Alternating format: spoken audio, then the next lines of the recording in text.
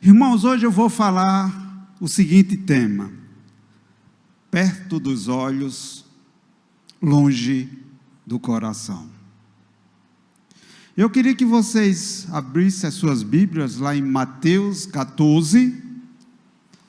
Nós vamos ler a partir do versículo 22. Eu queria que vocês deixassem a Bíblia aberta lá. Nós temos aqui um dos eventos familiares, eu diria, amado por muitos, importante na vida do nosso Senhor Jesus Cristo. Irmãos, daqui a pouco eu leio, vocês podem sentar, daqui a pouco eu leio com vocês. Então, esse era um evento muito importante na vida de Jesus Cristo. Era um evento que ia ser um diferencial na vida dos discípulos. É algo importante na minha vida e também na vida de todos nós. E para você entender esse evento que nós vamos falar, eu quero chamar vocês a atenção para o último texto dessa porção que nós vamos ler. Nós vamos ler do 22 ao 33. Aí agora eu queria chamar a atenção de vocês, eu vou usar aqui uma pedagogia reversa.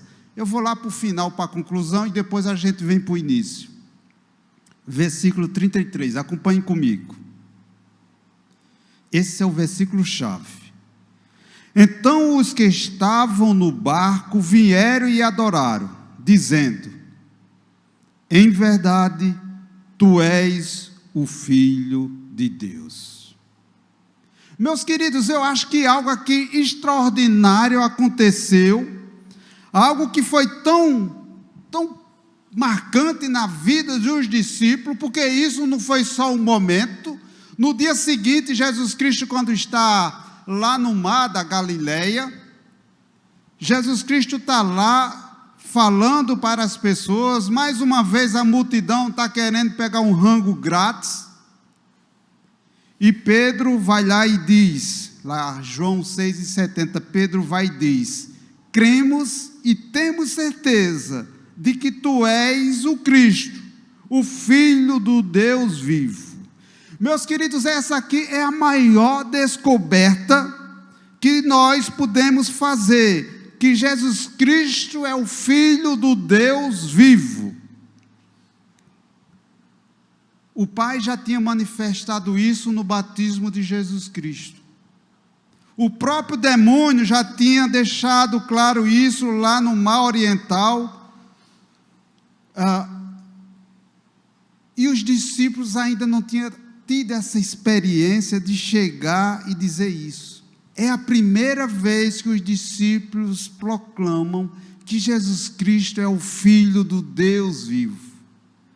Os discípulos já tinham visto milagres após milagres, tinham visto cura, tinham visto Jesus Cristo expulsar demônio, eles tinham visto os ensinamentos, eles estavam com Jesus Cristo a cores e ao vivo durante 2 anos, mas eles ainda não tinham expressado estas palavras, dizendo que verdadeiramente Jesus Cristo é o Filho de Deus. Esta é uma realidade essencial no Novo Testamento, no Antigo Testamento. E para aqueles discípulos, eles aprenderam que eles só poderiam o quê? Adorar a um único Deus, o Deus Jeová. Eles só poderiam adorar a Deus, não poderiam adorar a outra pessoa que não a Deus. No Novo Testamento nós vamos ver por diversas vezes os discípulos, as pessoas adorando a Deus. Mas por que isso? Já que a lei dizia que só poderia adorar a Deus, e agora eles estão adorando a Jesus Cristo.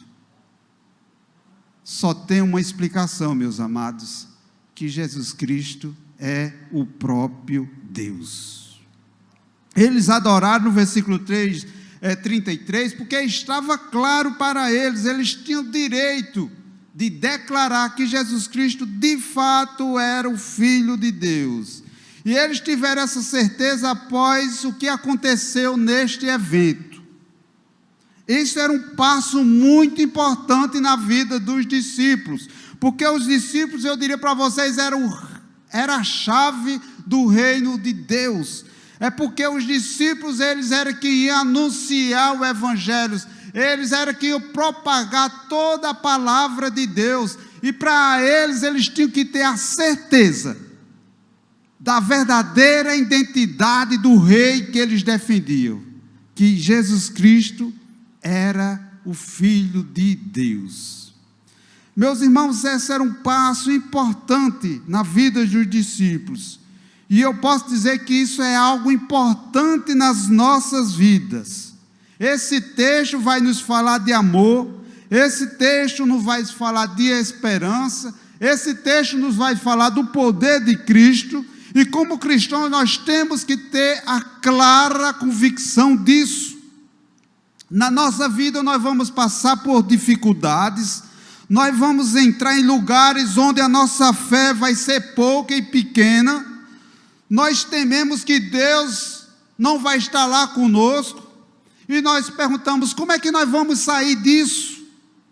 E nesse texto, ele vai nos esclarecer, vai nos encorajar os corações, que nós devemos nos movimentar no caminho da obediência.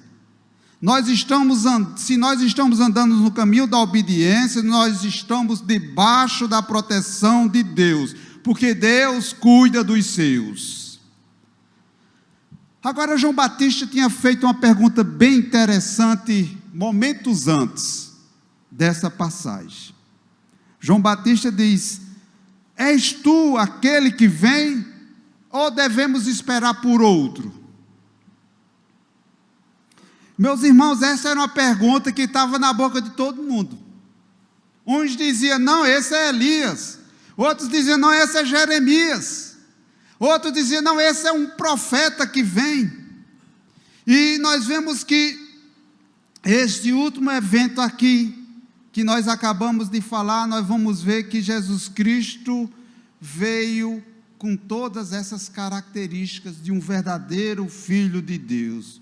Por 2 anos, Jesus Cristo vinha demonstrado a eles que viriam, que era um profeta, que era um Messias, que era o Filho de Deus. E neste último evento aqui, que precede o que nós vamos ler, Jesus Cristo alimenta cerca de 35 mil pessoas, 30 mil pessoas, e essas 30 mil pessoas foram testemunhas oculares do poder de Deus, da clara manifestação de que Jesus Cristo, de fato, ele era o Filho de Deus. Meus queridos, nós vemos isso, e esse milagre, ele foi, eu diria para vocês, o auge do ministério de Jesus. Eu diria para vocês que Jesus Cristo ganhou as 5 estrelinhas nas mídias sociais daquela época. Jesus Cristo alcançou o ápice de tudo. 30 mil pessoas testemunharam aquele milagre. E aquele milagre foi emblemático, porque não foi um milagre que só uma pessoa viu, mas muitas pessoas viram. E a partir daquele momento, as pessoas começaram a acreditar que Jesus Cristo era o rei, era o libertador. E eles, diante daquela situação, eles disseram, vamos proclamar Jesus agora como nosso rei. Mas não foi isso que de fato Jesus queria. Jesus Cristo acaba com essa festa. Jesus Cristo primeiro protege os seus discípulos, diz, olha, pega o barco e pega o beco, saiam daqui vocês. Depois Jesus Cristo despede a multidão.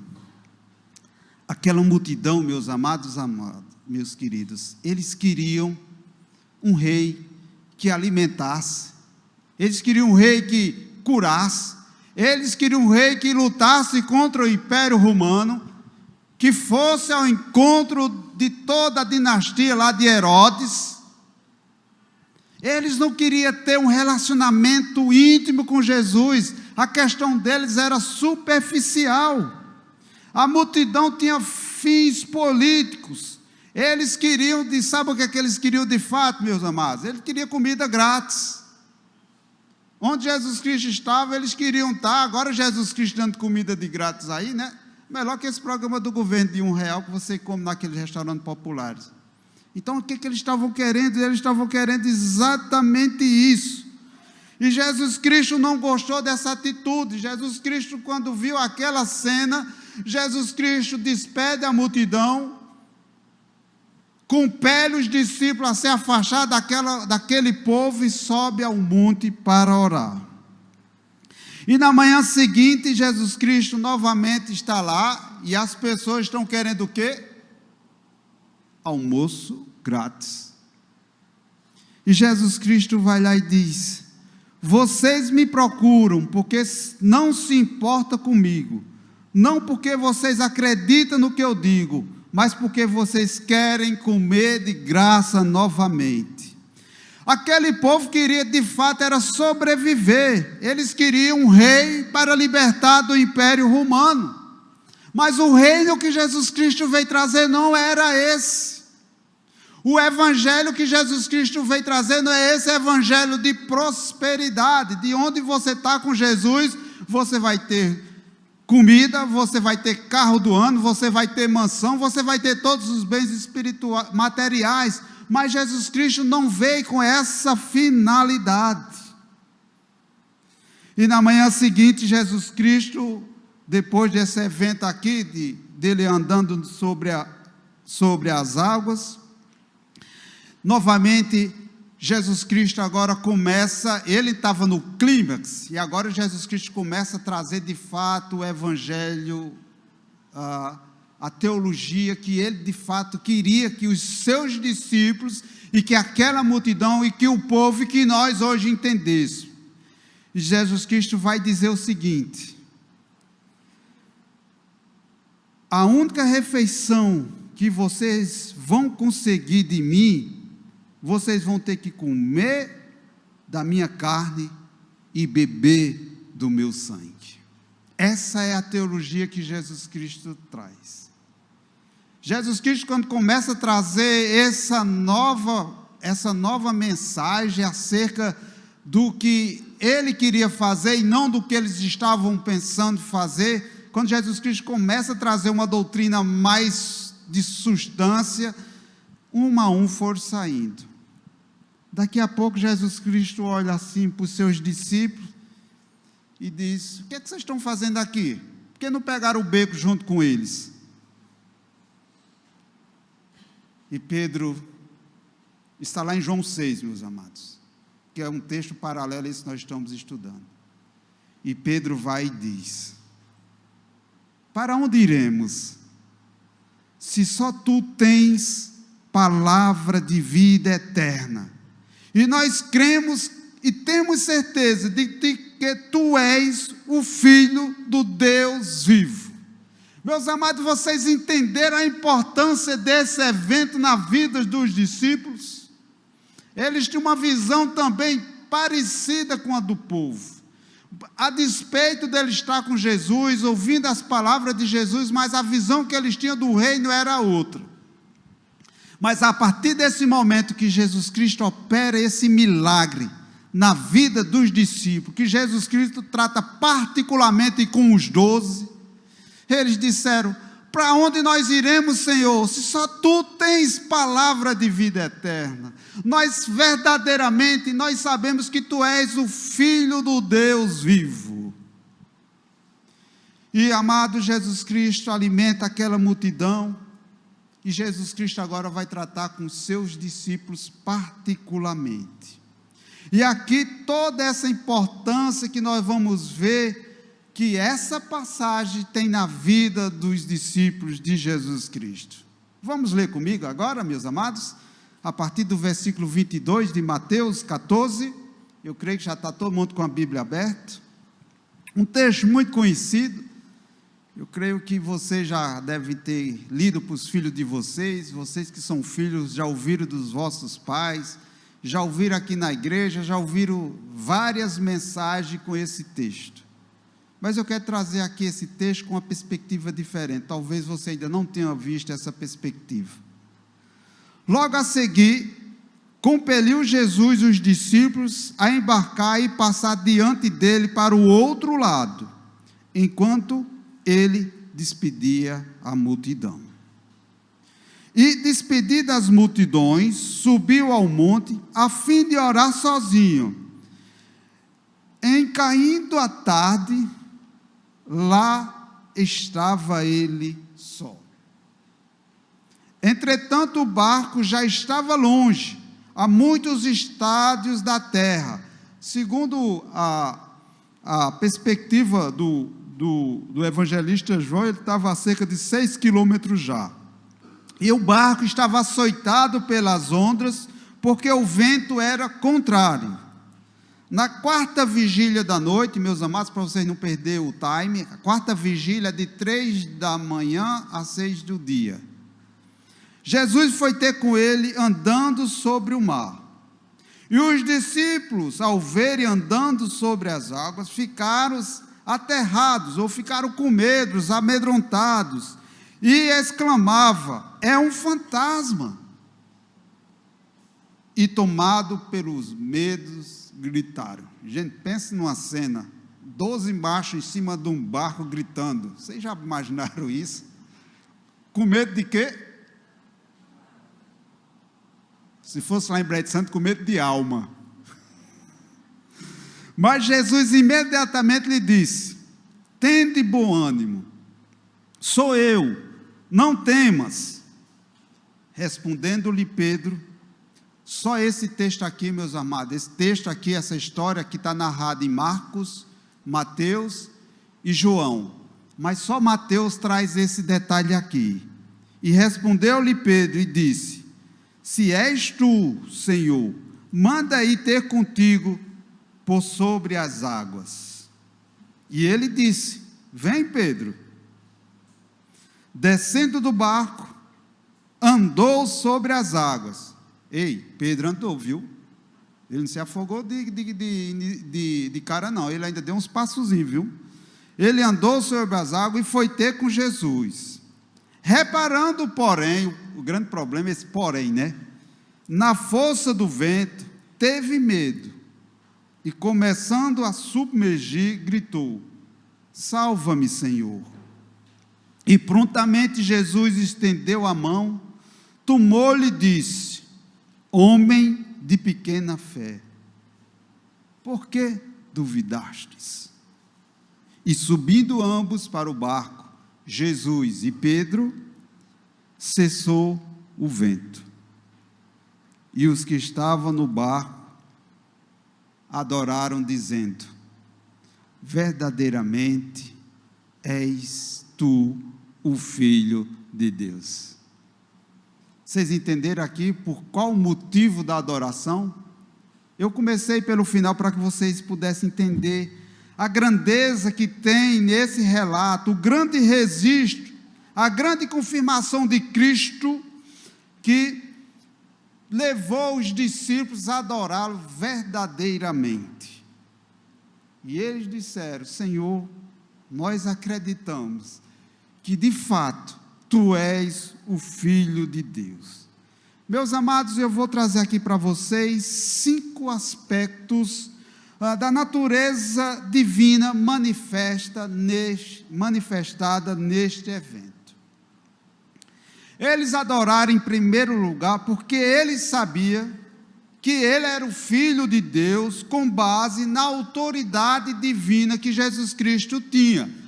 Parecia óbvio que Jesus Cristo tinha autoridade. No versículo 22, repare aí, algumas versões dizem que ele compeliu, né? Em outras palavras, Jesus fez o quê? Obrigou. Jesus Cristo obrigou eles a entrar no barco e ir para o outro lado. Jesus Cristo fez isso na condição de um pai que queria proteger os seus filhos. Então Jesus Cristo, meus amados, a Bíblia toda vai falar da autoridade de Jesus Cristo. Jesus Cristo tem autoridade em todos os aspectos. Nós podemos olhar vários exemplos que Jesus Cristo tem autoridade. Por exemplo, lá em João 5, Ele diz que tem autoridade para julgar todos os homens, e essa autoridade foi dada por Deus. Lá em Marcos 1:27, nós podemos ver que o povo perguntou com que autoridade ele ordena e até os espíritos imundos obedecem. Jesus Cristo tinha autoridade sobre a vida, Jesus Cristo tinha autoridade sobre a morte, Jesus Cristo tem autoridade sobre o templo, sobre a eternidade, sobre o céu, sobre o inferno. Jesus Cristo tem autoridade sobre tudo. E até na época da sua crucificação, ele podia dizer, eu posso chamar aqui uma legião de anjos, com a minha autoridade, e essa legião de anjos vem ao meu socorro e me salva. Então Jesus Cristo, ele tem autoridade sobre tudo, e lá no Sermão da Montanha, no Sermão do Monte, tudo isso, lá em Mateus 28:11, vai deixar bem claro para nós.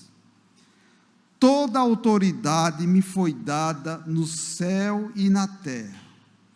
Então ele tem autoridade sobre tudo. Meus amados, o que é autoridade? Eu diria para vocês que esse é um texto singular, onde Jesus Cristo mostra sua autoridade para os discípulos de uma forma que não lhe é peculiar. Jesus Cristo, em toda a Bíblia, Jesus Cristo administra, Jesus Cristo impõe sua autoridade pelo seu testemunho. Muitas pessoas acham que para ser um bom líder, para ser um bom administrador, tem que estar impondo aos outros fazer as coisas que ele quer que faça. Mas você não precisa agir dessa forma. Você pede às pessoas que estão com vocês, as pessoas que estão sobre uma hierarquia menor que a sua. E essas pessoas, pelo respeito que tem a você, pela consideração que tem, elas vão obedecer. Mas esse aqui era algo extremo. Jesus Cristo vai dizer o seguinte, Jesus Cristo diz, olha, vocês peguem o barco e saiam daqui. Então, meus amados, nós vemos aqui que a autoridade, o conceito de autoridade pode ser definido como governo, como controle soberano, ou seja, como controle sobre tudo.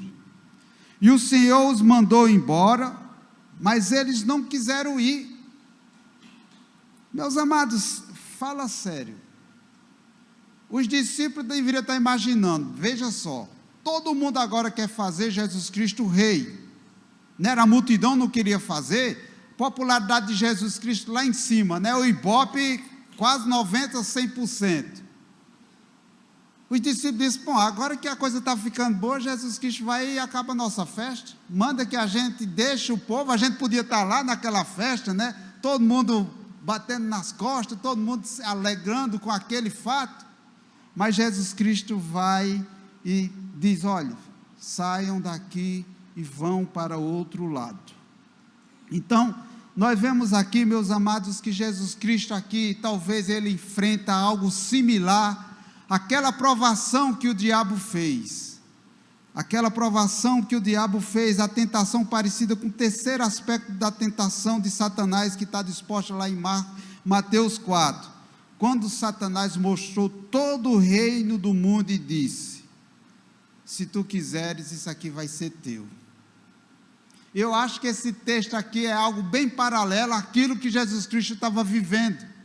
Só que Jesus Cristo já tinha vencido essa tentação. Jesus Cristo não se deixou levar pelo esse orgulho, pela essa vontade. Jesus Cristo não foi picado pela abelha, pelo mosquito da política.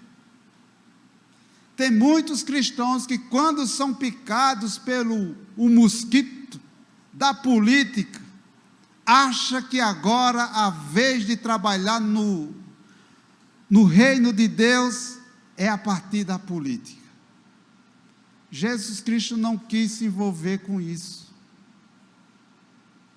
Jesus Cristo podia fazer, Jesus Cristo podia criar um cenário, ia libertar o povo judeu do Império Romano, ele poderia fazer isso? Poderia fazer isso.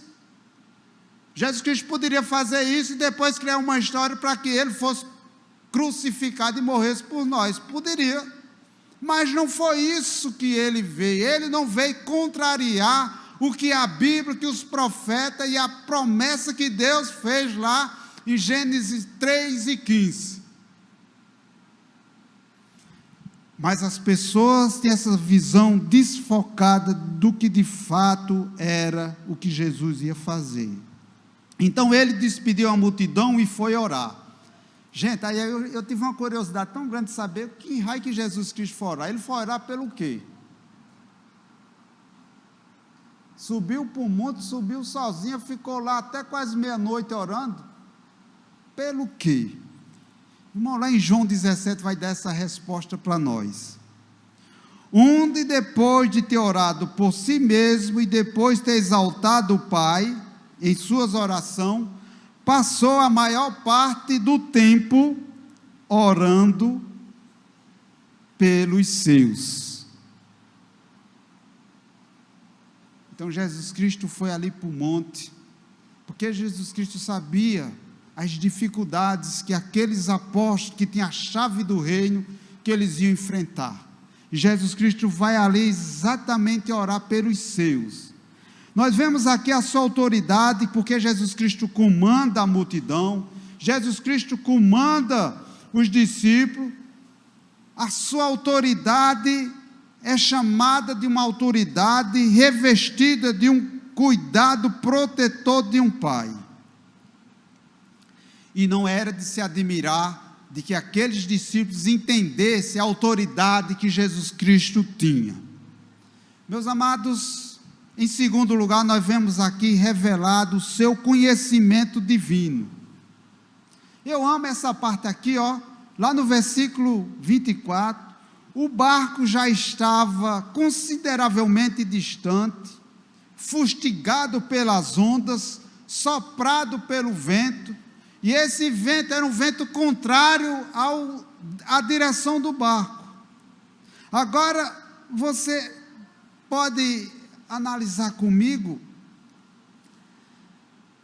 que os discípulos entraram naquela situação não por vontade própria, porque quem levou os discípulos àquela situação? Jesus Cristo.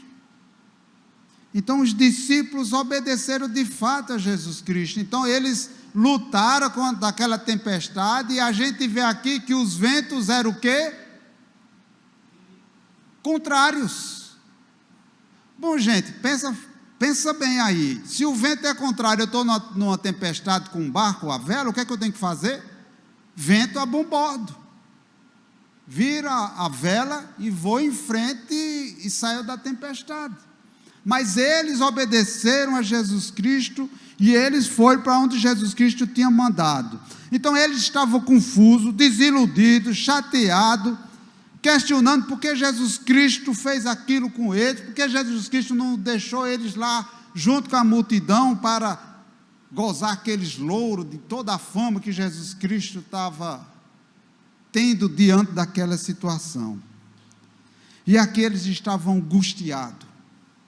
E João, essa mesma história lá em João 6,18, diz que era um vento forte, um vento feroz.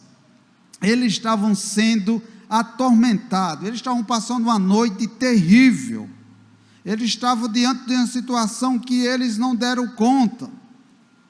E aquela tempestade era violenta.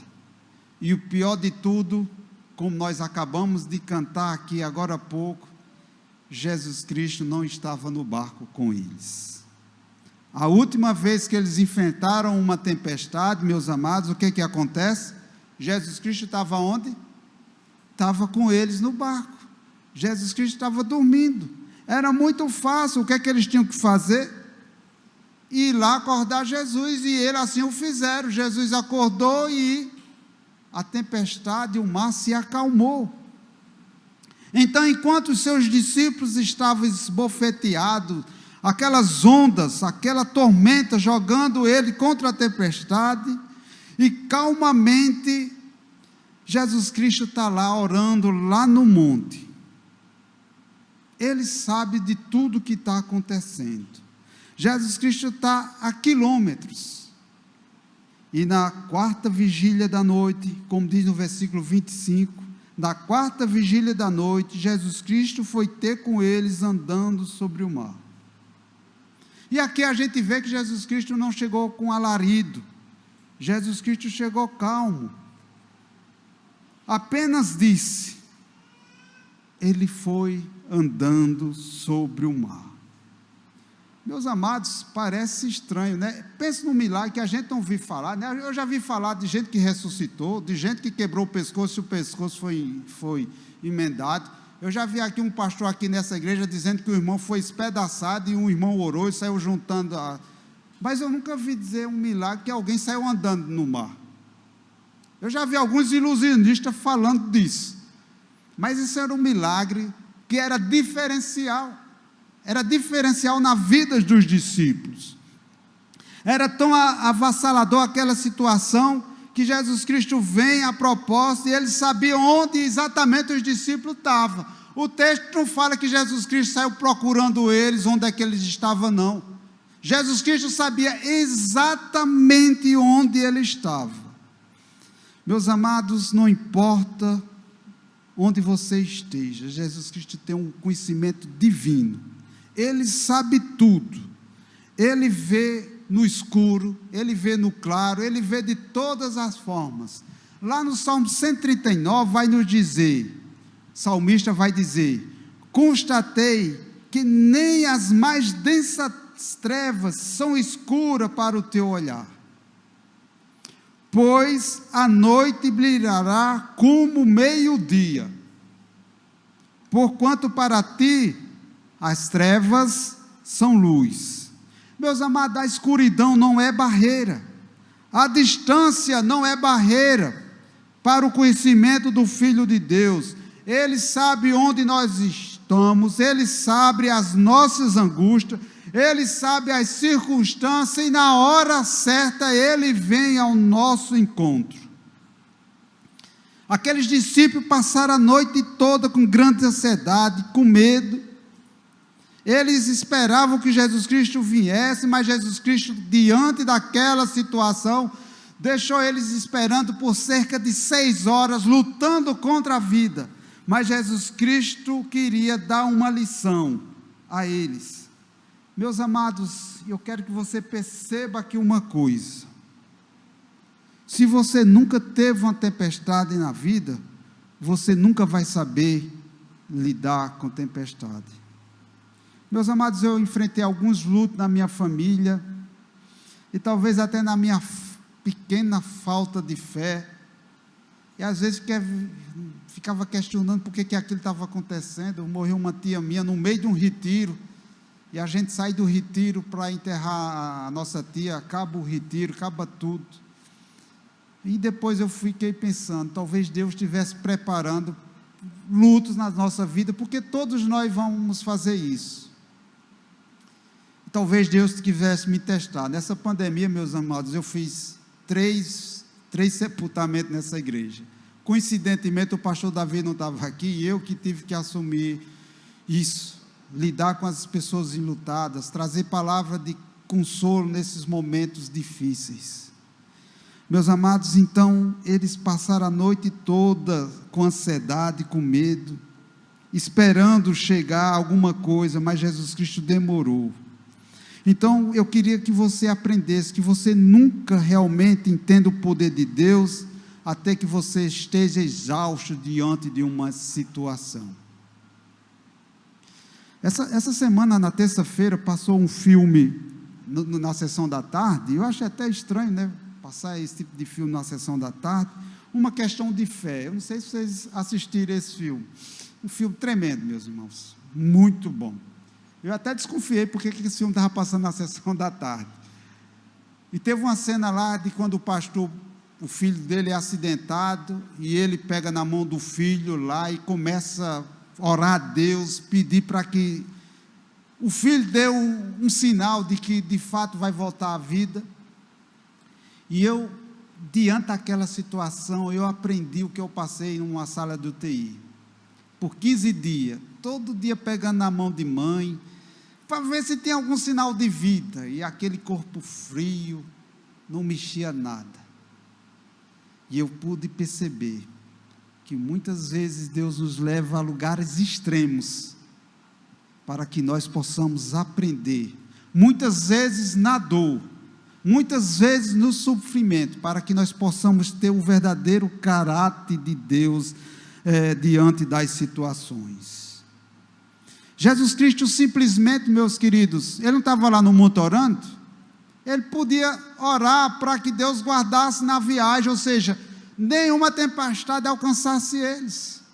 Ou Jesus Cristo podia orar para que eles achassem um caminho, uma rota de fuga e não passassem por aquela tempestade. Mas Jesus Cristo está orando lá, porque Jesus Cristo sabia que eles tinham que passar por aquele momento, porque Jesus Cristo sabia da sua queda, da sua insurreição. Jesus Cristo sabia tudo o que ia acontecer com ele, da mesma forma que Jesus Cristo sabe o que vai acontecer conosco.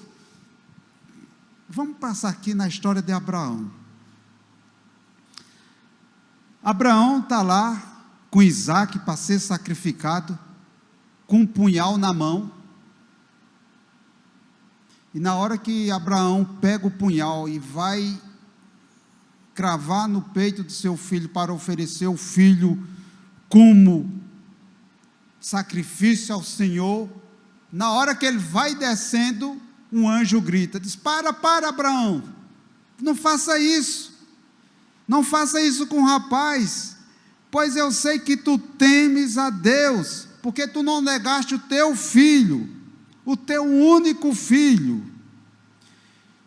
E o anjo disse, Abraão, você passou no teste, acabou. Você está achando que Deus está demorando a responder aquela oração que você está pedindo há muito tempo. Por que está demorando tanto?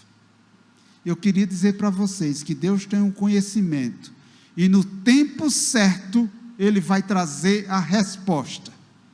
Você imagina, se a resposta de Deus demorasse mais 1 minuto, o que ia acontecer lá com Isaac, com Abraão? Já pararam para pensar nisso? Que Deus manda o socorro no tempo certo, que Deus não dá aprovação acima daquilo que nós podemos suportar. Meus amados, eu queria que você nessa noite entendesse de fato, que é nas tempestades que o socorro de Deus vem, que Deus sabe tudo sobre nós, Ele sabe tudo que nós estamos passando, e no tempo certo, Ele vem ao nosso encontro. E isso aqui nos leva à terceira revelação de sua natureza divina, a proteção divina, e eu vou dizer o cuidado divino para conosco. Nós vimos a sua onisciência, nós vimos a autoridade de Jesus Cristo, e agora nós vamos ver a proteção. E quando os discípulos o viram andando sobre o mar, ficaram perturbados, eles ficaram assustados, dizendo, isso é um fantasma. Meus amados, é uma situação totalmente diferente para a vida deles, né?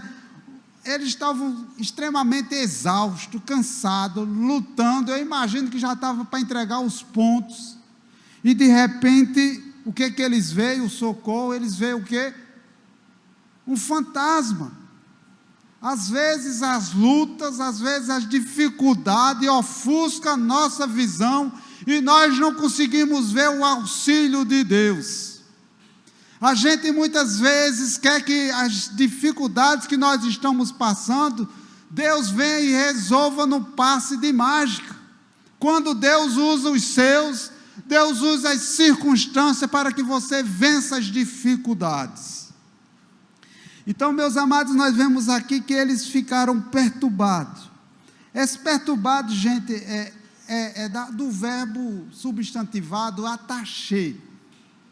Ataché é a pessoa que fica desnorteada, fica tendo surtos psicopáticos, ficam desnorteados, assustados, sem saber o que fazer, perturbados, e eles ficaram daquele jeito. Eles viram aquilo e ficaram perturbados, entraram em pânico. E essa palavra, Jesus Cristo, mesmo quando a gente está diante dessas circunstâncias, Jesus Cristo vai lá e diz uma palavra espetacular, lá no verso 27. Só a voz de Jesus Cristo foi o suficiente para eles. Imediatamente ele falou dizendo: tende bom ânimo, sou eu, pare de temer. Em outras palavras, Jesus Cristo disse: fique peixe. Se fosse lá no sertão, Jesus ia dizer: ô bando de caba frouxo, não está vendo que sou eu? Por que vocês estão com medo? Coragem, meus amigos. E Jesus Cristo imediatamente foi, e a tempestade, que era extrema, que eles não sabiam como enfrentar, eles não sabiam de onde vinha o socorro, e de repente Jesus Cristo chega andando sobre o mar. Então, meus amados, não há motivo para o medo em nossas vidas como cristãos, nem na minha, nem na sua vida, absolutamente nenhuma, porque se Jesus Cristo está conosco, não há por que temer, não há por que chorar. Jesus Cristo diz apenas: anime-se. Não deu um grande discurso religioso, ele não deu uma descrição, não deu um sermão, não fez nada disso. Ele simplesmente disse: tenha calma, sou eu que estou aqui. Isto é para ensinar os discípulos que eles podem estar passando dificuldade, mas nenhum deles Jesus Cristo deixa para trás.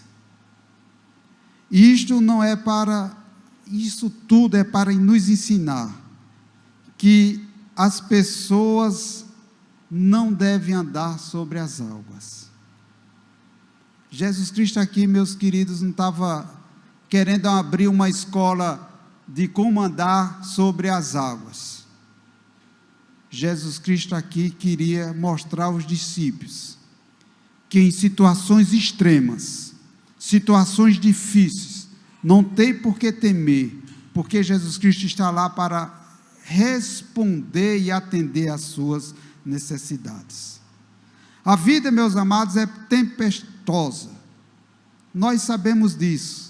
Há feridas, há mágoas, há sofrimento, e tem pessoas que é bem maior do que em outras, mas nunca a tempestade pode ser tão forte, o mar nunca pode ser tão negro, o nosso barco não pode ser tão frágil, que Jesus Cristo não possa vir ao nosso socorro, trazer aquilo que nós necessitamos. E nós temos que ter essa certeza, que Jesus Cristo, Ele é que nos protege. Houve uma quarta demonstração dessa divindade, foi o seu amor divino. Nós encontramos isso na parte do texto, que está lá no versículo 28. Isso aqui, como eu já falei para os amados, só quem traz é Mateus. Marcos e João não traz esse relato aqui. Só Mateus que vai trazer. E ele diz: e Pedro respondeu e disse: Senhor, se és tu, manda-me ir ter contigo sobre as águas. E o Senhor disse: vem, Pedro. E aqui eu queria fazer uma pausa com os irmãos, e eu creio que essa é uma imagem do amor de Deus. Deus não é só caracterizado pela sua autoridade, pelo seu conhecimento, pela sua proteção, pelo seu poder, mas Deus também é caracterizado principalmente pelo seu amor, e nós sabemos disso. Nós sabemos isso nas Escrituras. A Escritura vai dizer que Deus é amor. Na verdade, a Bíblia está dizendo a todo tempo que Deus é amor. Assim como a umidade da água, assim é o amor de Deus para conosco. Assim como o calor é para o sol, o amor de Deus é para conosco. Assim como o azul está para o céu, o amor está para Deus.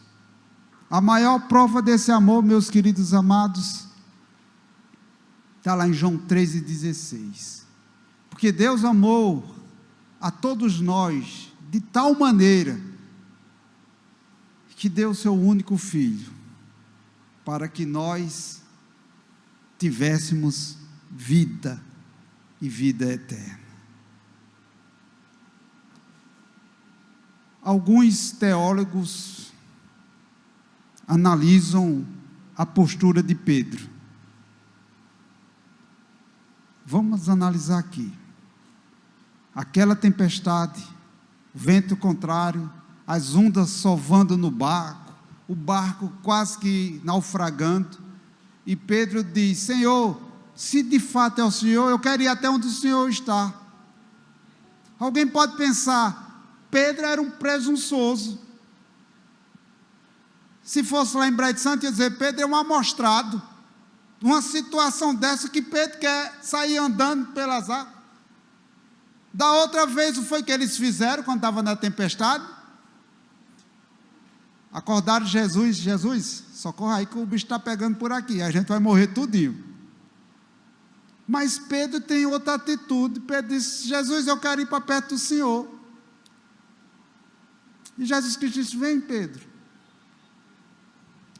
Meus amados, eu queria estar perto de Cristo. Eu creio que muitos de vocês aqui querem estar perto de Cristo, porque vocês os amam. E Cristo também queria estar conosco. Eu amo esse texto porque Pedro aqui, era ele impetuoso nas suas palavras, mas Pedro era uma pessoa amorosa.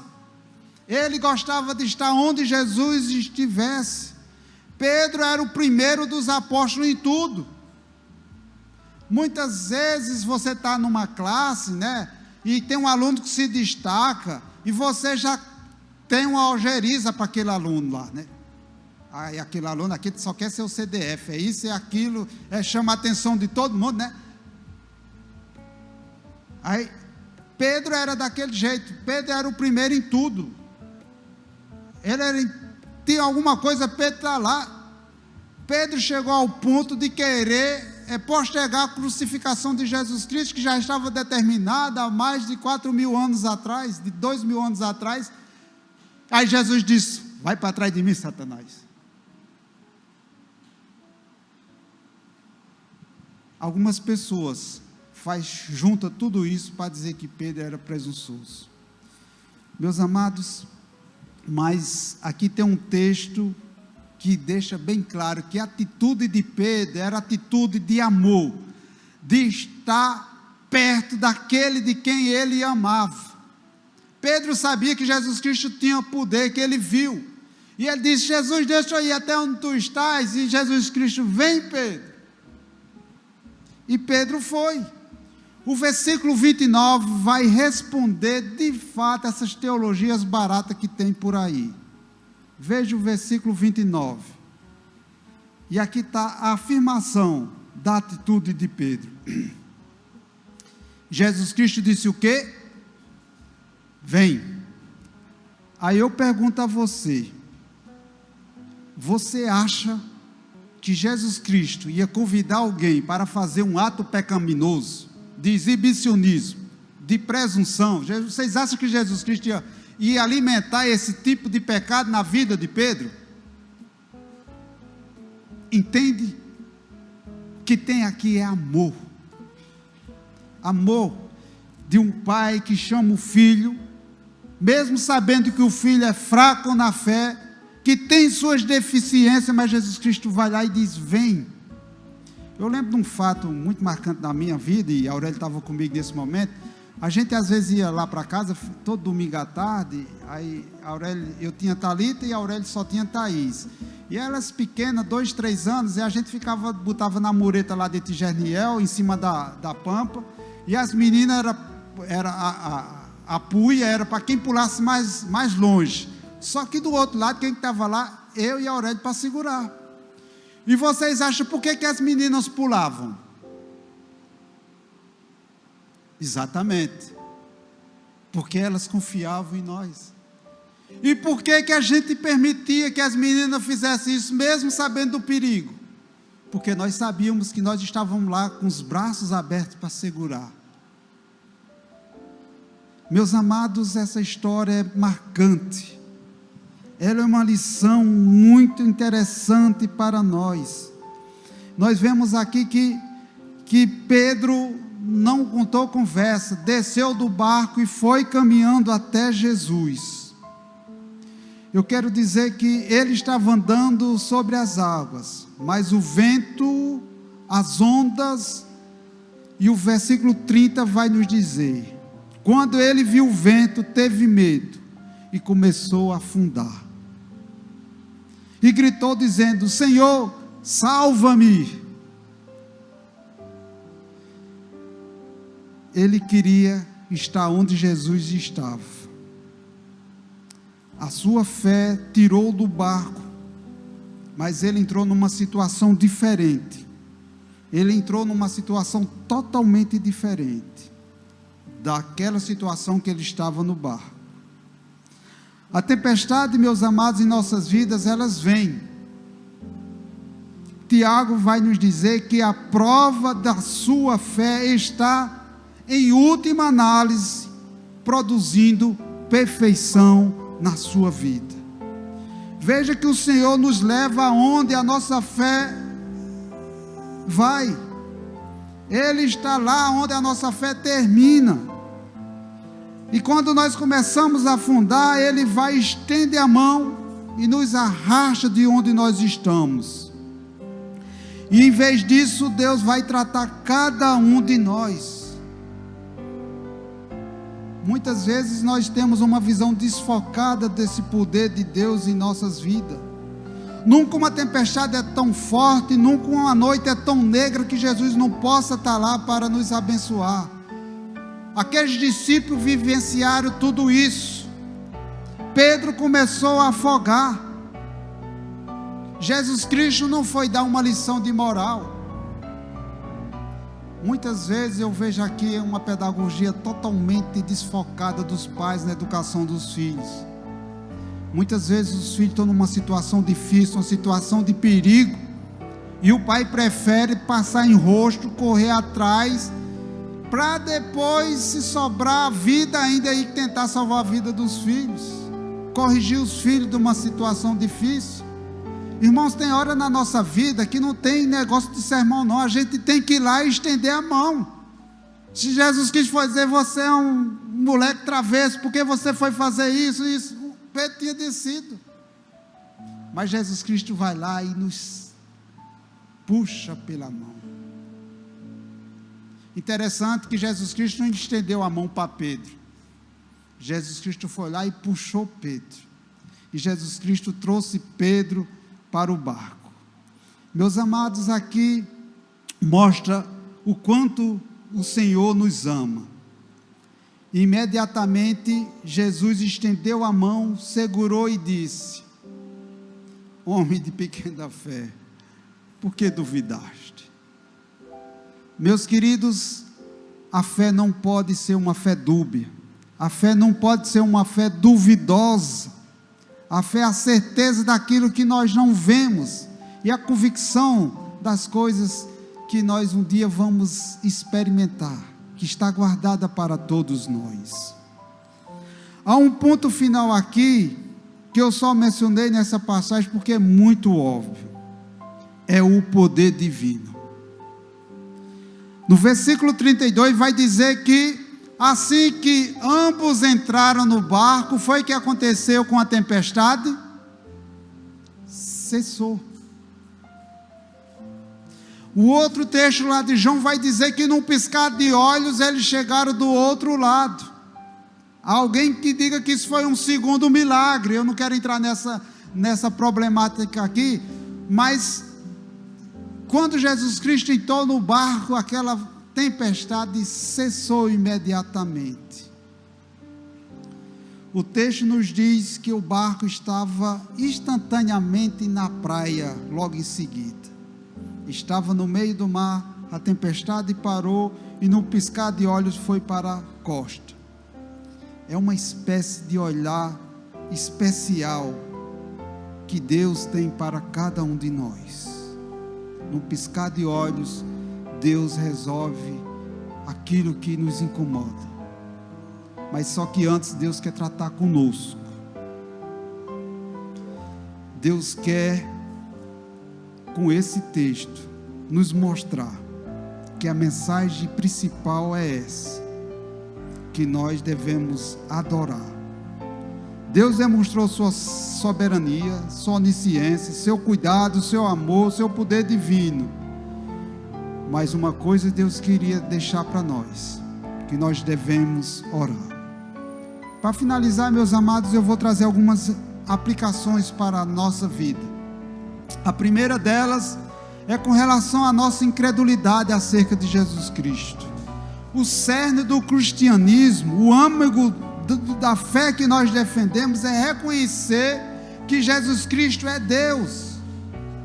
Nós acreditamos que Jesus Cristo é Deus, que Ele veio em forma de homem, mas Ele é 100% Deus. Algumas religiões acham que Jesus Cristo é um profeta, mas para nós Jesus Cristo é Deus. E essa noite eu quero que você pense nisso. Quem é Jesus para você? Como Ele olha para você? Você já chegou a essa consciência de que Ele é um homem que nasceu na Judéia 2000 anos atrás, que é o Filho de Deus, e que não há ninguém semelhante a Ele. Ele é o único mediador entre Deus e os homens. Se você tem ciência disso, se você creu nesse fato, você está no caminho certo. Agora eu queria trazer uma outra palavra para você, que talvez você não creu nisso. Talvez você venha à igreja, talvez você já ouviu falar de Jesus Cristo, talvez você já viu alguns milagres na sua vida, ou na vida de outras pessoas. Talvez você venha todos os domingos à igreja, por vontade própria, ou por obrigação, mas você ainda não recebeu Jesus Cristo de bom grado. Você até reconhece, Jesus Cristo foi adicionado à sua vida,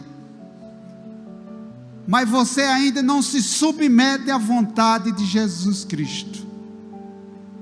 Então eu convido a você, não importa onde você esteja, como você está, aprenda a ter compromisso com Deus. Saiba que Deus tem algo muito especial na sua vida, que você não pode viver só de achar, de como as coisas vão ser. É porque, meu irmão, eu acho interessante, eu acho bonito os crentes, eu acho bonito o povo cantando lá na igreja, eu acho interessante a conduta dos crentes, e etc, etc. Mas o que você precisa é ter um encontro pessoal com Deus. Agora, esse texto aqui eu também quero trazer para você, que acha que o socorro está demorando muito.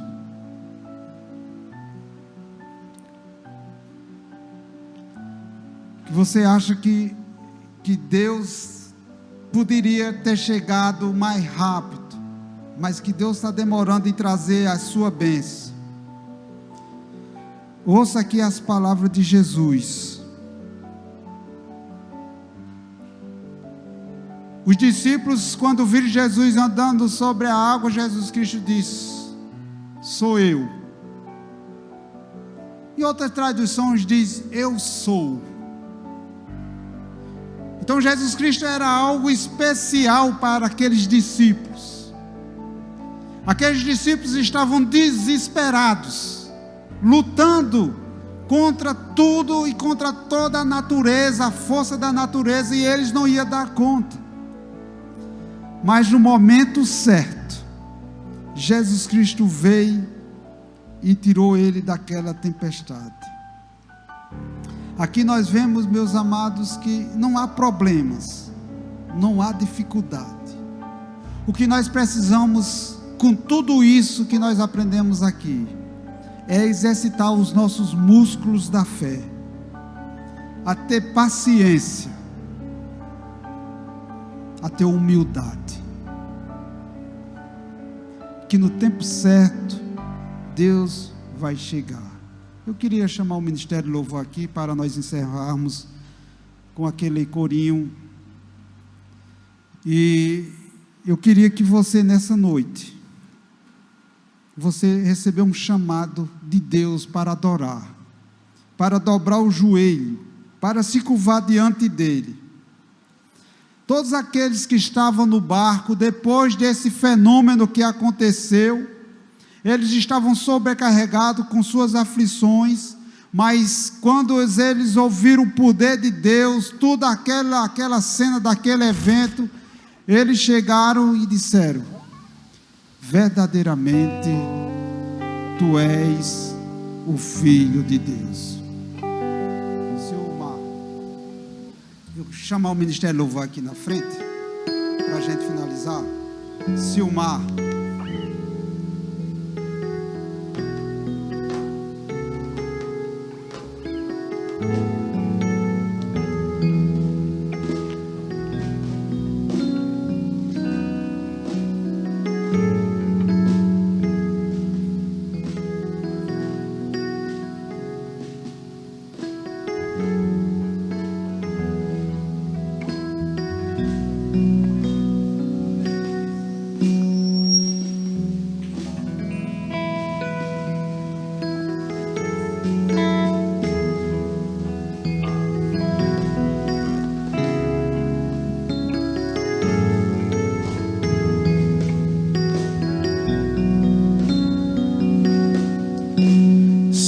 sol se pôr e a noite chegar, Tu és quem me guia. Se a tempestade me alcançar, Tu és meu abrigo. Se o mar me submergir, a Tua mão me traz à tona pra respirar e me faz andar sobre as águas.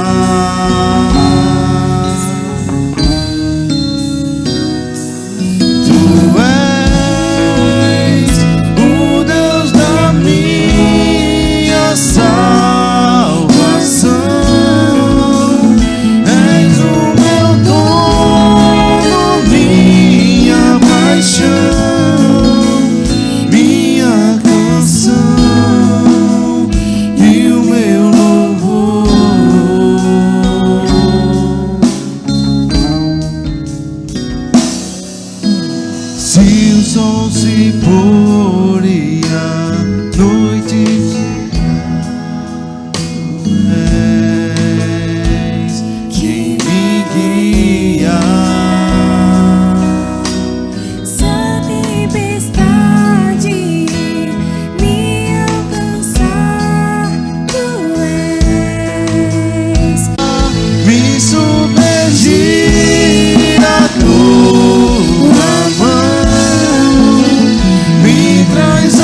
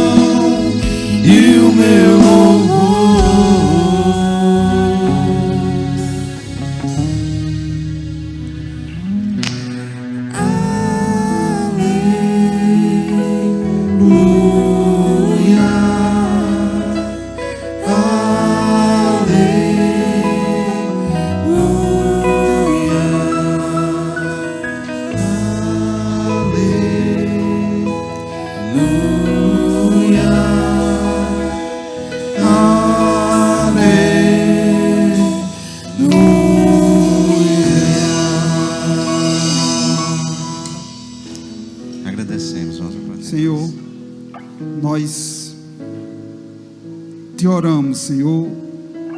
Nós nos encontramos aqui para te pedir que possamos lembrar, Senhor, de quem Tu és. E que ao lembrarmos, nós possamos nos conscientizar. Nós podemos acalmar, tranquilizar o nosso coração, tirar a angústia, Senhor, que nos invade. Senhor, eu oro para aqueles irmãos que estão passando problemas financeiros, problemas de saúde, que estão lutando, Senhor, com filhos rebeldes, que estão com problema no casamento, que estão com relacionamentos conflitantes, passando problemas no trabalho, que estão clamando a Ti, e parece que o Senhor está demorando, Senhor. Parece que está tarde demais. Ó Deus, aquieta, Senhor, o coração deles. Nós sabemos, Senhor, que no tempo certo, Senhor, Tu vem ao encontro do Teu povo. E nós queremos, Senhor, aprender essas lições que os 12 apóstolos aprenderam, Senhor. Que Tu és verdadeiramente o Filho de Deus. E que Tu venha ao nosso socorro no Seu tempo. Ó Pai, abençoa essa igreja, Senhor, para que ela possa reconhecer a divindade, proclamar a Tua glória, Senhor. Que ela sirva de esteio no coração, Senhor, das pessoas que estão desesperançadas, Senhor. Que nós possamos ser instrumento nas Tuas mãos, Senhor, para proclamar as boas novas do Evangelho, Senhor. Que a palavra da nossa boca, Senhor, que o meditar do nosso coração, Senhor, seja para Te agradar. Que seja para proclamar bênção na vida das pessoas. Ó Pai, nós Te louvamos por esses momentos que aqui passamos na Tua casa. Que essa semana, Senhor, nós possamos ser invadidos, Senhor, pelo conhecimento que nos foi repassado pelo Teu Espírito Santo nesta noite, Senhor. Que verdadeiramente, ó Senhor, Tu és o Filho do Deus vivo para todo sempre. Amém. Que a graça do nosso Senhor Jesus Cristo, que o amor de Deus Pai possa invadir as nossas vidas durante essa semana. Que as consolações do Espírito Santo possa despertar em nós, Senhor, um coração puro, disposto a Te adorar.